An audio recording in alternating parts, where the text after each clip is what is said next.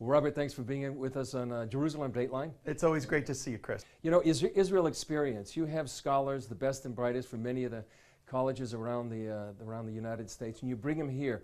What's the whole purpose of that?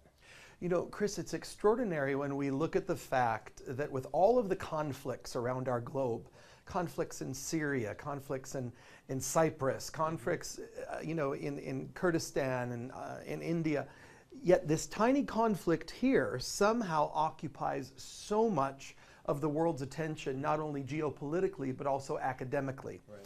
And so we see on the university and college campuses around the world a disproportionate amount of attention given to the Israeli-Arab conflict.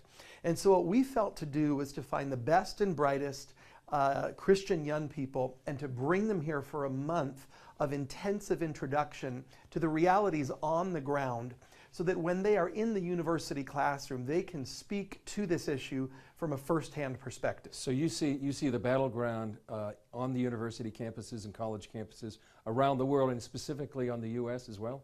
There's no question that there is an absolute rise, not only of anti-Zionism. You know, it's first introduced as attacking Israeli policies, but it soon becomes not only anti-Semitic, but also anti-Western. And we see this increasingly on the college and university campuses. One quick example, one of the universities in New Jersey, one of our student scholars went and applied to start a Christian group on campus, filled out all the paperwork, went through all the normal procedures, just like there are a whole plethora of different groups. Her group was denied over and over and over again. She had to engage in a 2-year battle to get this group introduced to campus. We've met some of these people. They're quite bright. What's the reaction they have after they come here to Israel? It's interesting, Chris, because we make it a point not to bring those who necessarily have already made up their mind. Many of the students come and they're a little ambivalent. They're coming as seekers. They're not sure what they feel.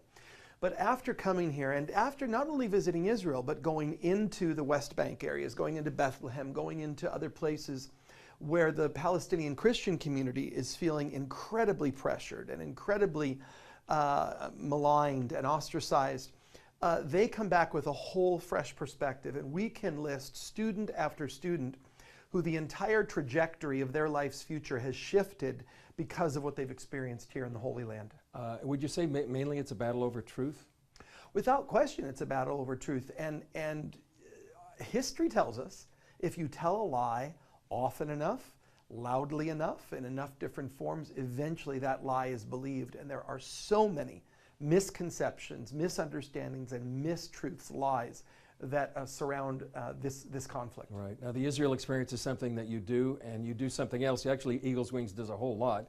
But one of the main things you do here in Jerusalem is called the Day of Prayer for the Peace of Jerusalem. What is that? We're celebrating a decade this year of gathering believers around the world on the first Sunday of every October, not gathering them to this city necessarily or to a meeting, but in their local churches. And whatever church they're in, a Methodist church, a Episcopalian church, an evangelical, wherever they are, let's fulfill Psalm 122:6. Pray for the peace of Jerusalem. They may prosper who love thee. Certainly this city needs prayer. So whatever your theological background, whatever your political background, we all should be able to begin in the place of prayer and humility, that what mankind has not been able to produce here, we need a higher power to help us with. So we gather together the first Sunday of every October globally, 174 nations participating, close to 300,000 churches registered last year, praying for the peace of this city. Well, it's grown exponentially in the last 10 years. So when people are praying for the peace of Jerusalem, what are they praying for? You know, I think they're praying for something beyond their full understanding. Certainly as Christians, our hope is the coming of Jesus, our Messiah. But for those who pray from different backgrounds, they're praying for something beyond their experience. They're praying for something beyond what they know. And as we begin to hear now around the world of Muslims having these amazing visions of Jesus and coming to faith, there's all kinds of amazing things happening in our world today.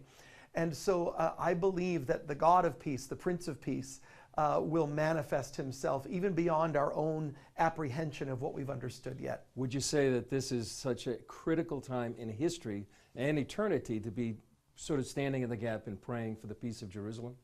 I don't know. We look historically. I was in a meeting not too long ago where the Prime Minister was speaking, Bibi Netanyahu, and just speaking about the fact that in the modern state of Israel, the past 65 years, never has she been surrounded by such incredible unrest. I mean, the unrest in the Middle East is absolutely extraordinary.